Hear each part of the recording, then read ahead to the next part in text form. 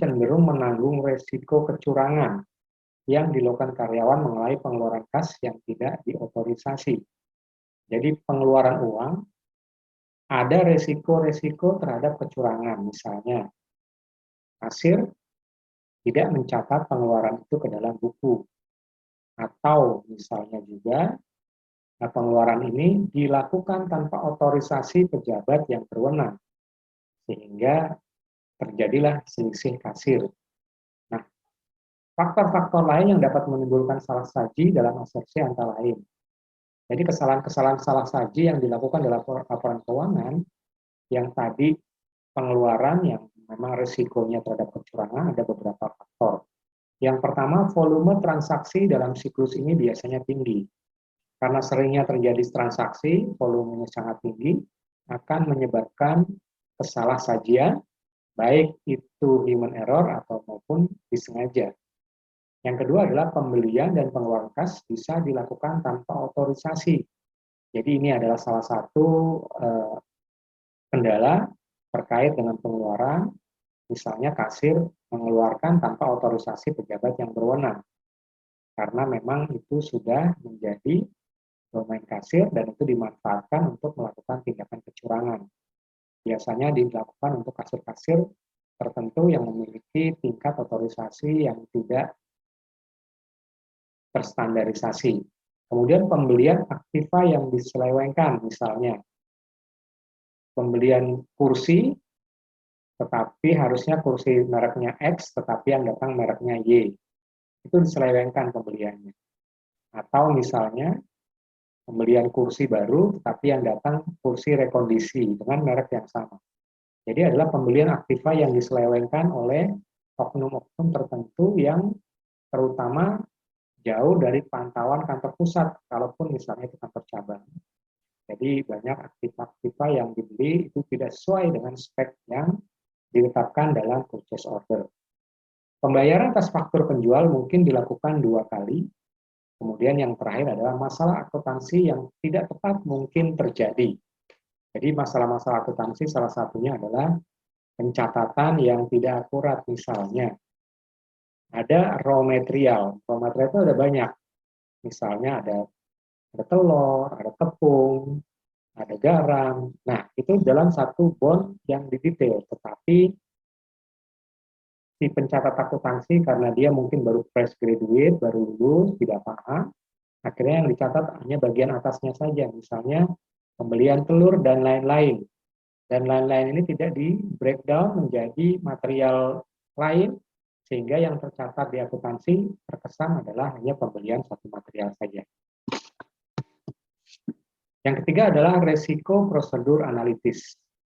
Resiko prosedur analitis merupakan unsur resiko deteksi bahwa prosedur analitis tersebut akan gagal mendeteksi kekeliruan material. Jadi bisa saja kecurangan-kecurangan itu tidak terdeteksi oleh audit karena memang ada banyak faktor yang menyebabkan hal itu. Salah satunya tadi adalah human error, yang kedua adalah kecurangan, yang ketiga adalah tingkat otorisasi yang tidak terstandarisasi.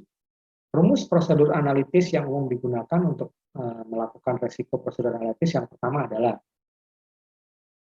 rumus yang pertama, jumlah hari perputaran hutang usaha sama dengan rata-rata hutang usaha dibagi pembelian kali 365 dalam 1 tahun. Itu adalah rumus yang pertama terkait analitis. Yang kedua adalah HPP terhadap hutang usaha. HPP itu adalah harga pokok produksi atau pokok penjualan. Jadi misalnya menjual produk televisi, harga pokok produksinya berapa? Harga pokok produksi terkait produksi barang itu misalnya pertama adalah raw material, yang kedua adalah biaya tenaga kerja, yang ketiga adalah biaya alat. Itu adalah biaya pokok produksi. Nah, rumusnya adalah HPP dibagi hutang usaha. Kemudian poin 3, hutang sebagai persentase dari total aktiva. Itu rumusnya sama dengan hutang usaha dibagi total aktiva. Jadi muncullah nanti angka-angka rasio terkait dengan hutang dan total aktiva. Yang keempat adalah rasio lancar sama dengan aktiva lancar dibagi kewajiban lancar. Rasio cepat sama dengan aktiva moneter lancar dibagi kewajiban moneter lancar. Itu adalah 5 rumus yang digunakan dalam proses analitis seorang auditor. Berikutnya kita masuk ke mempertimbangkan komponen pengendalian internal. Apa saja komponen dalam pengendalian internal? Yang pertama adalah lingkungan pengendalian.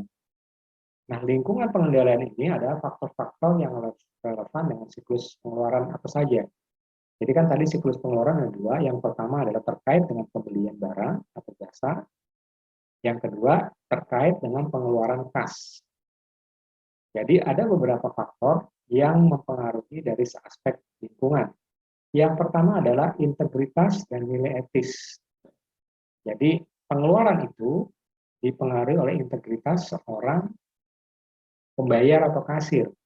Kalau integritasnya tinggi, tentu penyelewengannya rendah. Sebaliknya kalau integritasnya rendah, apalagi ada kesempatan, itu akan menyebabkan tingkat penyelewengannya atau tingkat kecurangannya menjadi sangat tinggi. Jadi yang pertama adalah integritas. Yang kedua adalah nilai etis. Nilai etis ini macam-macam, misalnya nilai etis secara universal, misalnya kejujuran, ketelitian, kemudian kerja keras, itu adalah nilai etis secara universal. Ada juga nilai etis karena dari aspek agama. Misalnya agama Islam ada haram dan halal. Misalnya. Nah, di situ akan membuat seseorang menilai apakah itu haram atau halal. Jadi ada dua, integritas dan nilai etis. Nilai etis yang bersumber dari universal, yang kedua adalah bersumber dari agama. Yang kedua adalah komitmen terhadap kompetensi. Jadi pengendalian terhadap pengeluaran atau penyelewengan, yang pertama integritas dan nilai etis, yang kedua adalah komitmen terhadap kompetensi atau kemampuan. Karena dia merasa bahwa memiliki kemampuan untuk bekerja dengan baik, maka dilandasi oleh tingkat integritas, maka tingkat penyelewengan akan rendah. Yang ketiga adalah struktur organisasi. Yang dimaksud di sini adalah proses kontrol terhadap proses organisasi yang sedang berjalan yang dilakukan melalui struktur organisasi, mulai dari atasan yang paling atas, struktur organisasi yang paling atas disebut top management, kemudian masuk ke struktur organisasi menengah atau middle management, kemudian masuk ke struktur organisasi paling rendah yaitu supervisi atau supervisor yang mengawasi seluruh karyawan akar rumput atau grassroots. Kemudian yang keempat, penetapan kewenangan dan tanggung jawab terhadap pekerjaan. Jadi kewenangan ini sangat penting, jadi misalnya seorang supervisor memiliki kewenangan yang berbeda dengan seorang manajer. Seorang manajer memiliki kewenangan yang berbeda dengan seorang general manager. Dan seterusnya sampai dengan top management. Mereka mempunyai skup-skup kewenangan tertentu yang dibatasi oleh nilai-nilai. Karena kaitannya dengan tanggung jawab yang lengkap. Nilai misalnya seperti ini. Untuk seorang supervisor misalnya diberikan kewenangan sampai 5 juta. Kalau transaksi itu di bawah 5 juta misalnya, maka itu cukup supervisor aja yang tanda tangan. Kalau lebih misalnya 5 sampai 10 juta ke manajer, kemudian 10 sampai 50 juta misalnya ke general manager, 50 juta sampai 200 juta misalnya ke direktur, dan 200 juta ke atas harus ke presiden director. Jadi itu adalah batas kewenangan yang akan mengontrol proses organisasi tadi. Kemudian penilaian resiko manajemen